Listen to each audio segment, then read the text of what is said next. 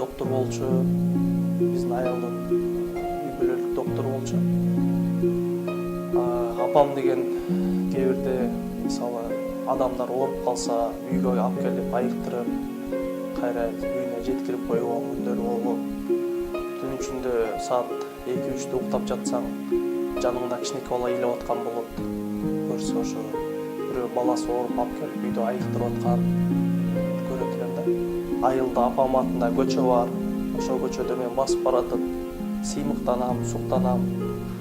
Азыркы иштеп, түшүнүп, элдерге жардам берүү дагы ниетим дагы ошо.